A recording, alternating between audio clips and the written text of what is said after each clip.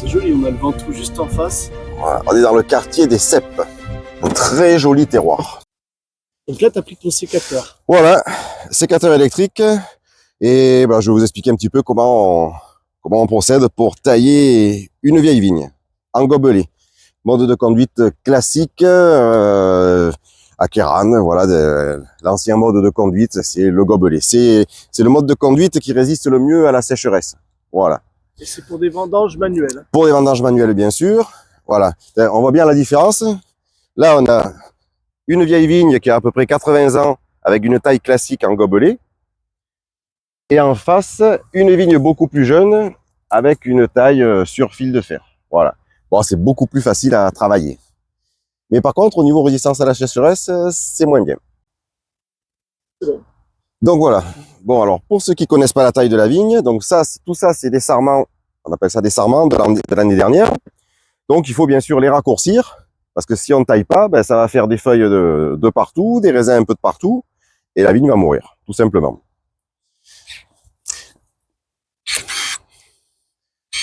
Voilà. Donc, on taille ce qu'on appelle à deux yeux. C'est-à-dire, on laisse deux bourgeons qui vont après faire des ramifications avec des raisins. On coupe les trucs de l'an dernier qui nous intéressent pas.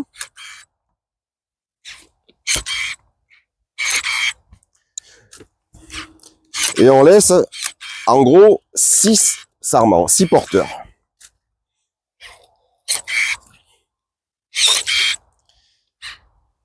Et on forme, en même temps, on forme la vigne. Voilà. Là, j'ai laissé 2 sarments, mais je vais en laisser qu'un.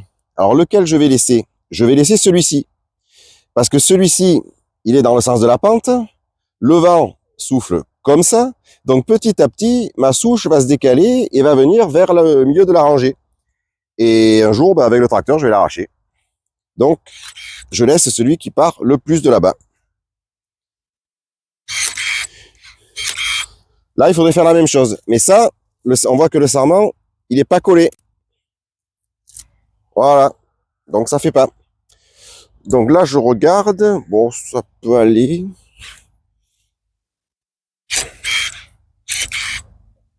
Voilà. Alors, 1, 2, 3, 4, 5, 6, 7. Il y en a un de trop. Celui-là, il vient déjà dans la rangée. Donc voilà, je l'arrache. Enfin, je le coupe. Comme ça, je peux passer tranquillement avec un tracteur sans abîmer. Et j'ai mes 6 porteurs. Alors, la taille, une fois qu'on a coupé les sarments, on les met une rangée sur 2 ou sur 3. Et après, on va les éliminer en les broyant. Ce qui est très intéressant. Car le broyage des sarments, ça ramène à peu près 30% de matière organique que la vigne consomme par an dans le sol. Donc, on réintègre ce qu'elle a fait pousser, on le réintègre dans le sol. C'est naturel.